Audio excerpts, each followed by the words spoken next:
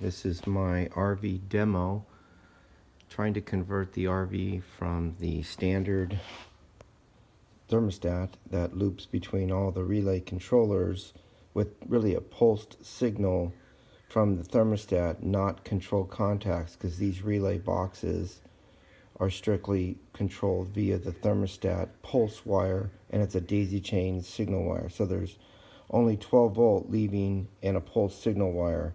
And then from there, this relay box that's existing from this company is 12 volt, or excuse me, 120 volt to get the fan, the compressor, which is a heat pump, so backwards and forwards, and for heat and cooling.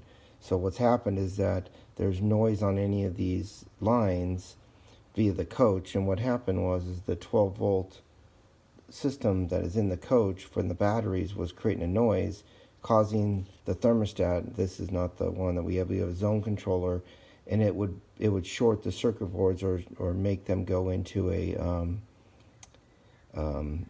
frozen state, and because there's noise on the line. So I put a 12 volt separation from the batteries and created my own 12 volt source, and it worked for a while. And then what happened was the noise was actually on the ground wire, so trying to get away from that ground noise was very difficult, caused some big problems. So what I want to do is I want to gut each one of these boxes. I only have 3. Gut the boxes and put some different controls and make the RV smarter, since I have Wi-Fi and made it a smart RV. So here's my demo. So we have 120 volt coming in. To make this on the Nest system, we have to do a 120 to 24 volt AC, which is this Nest wiring diagram. And then the Nest will actually sit in the cabinet, so it will not give you an accurate temperature in the coach.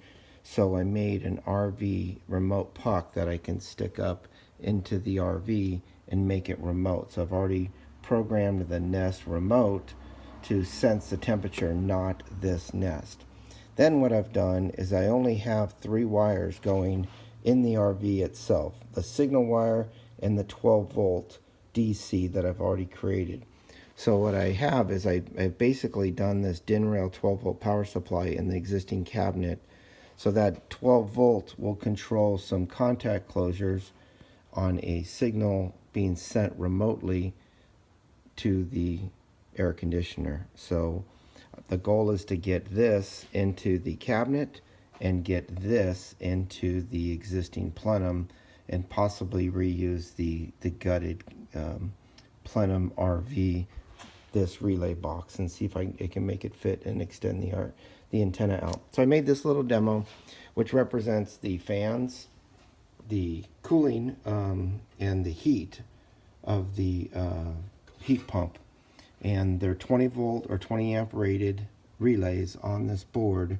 So this is an iorelay.com system, which is multiple points and multiple points, so I can individualize relay 1 to turn on relay 1 and relay 2.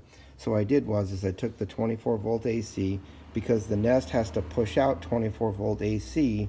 I got an intermediate board to take a 24 AC relay or contact closure and turn it into a dry contact closure. So if you see the dry contacts, and I'll do a little quick demo, the dry contacts are nothing more than taking, so you can see I activated relay 4 by just giving a dry contact. I did not want to do a 24 volt dry contact from here, so I did an isolation with this. So the beauty is that if I put this in, I can use it for the other air conditioners, because these will all be grouped together in one location, and then you'll have this in each AC unit. So what I did was when I showed the dry contact closure, it signaled a relay over here to turn on. So now the system is set for 73 degrees, which is via the remote puck right now. And if I turn down the Nest, it just signaled 2 relays to turn on, which correspond to those 2 relays, which are relays number 3 and 4, which is the cool and the fan.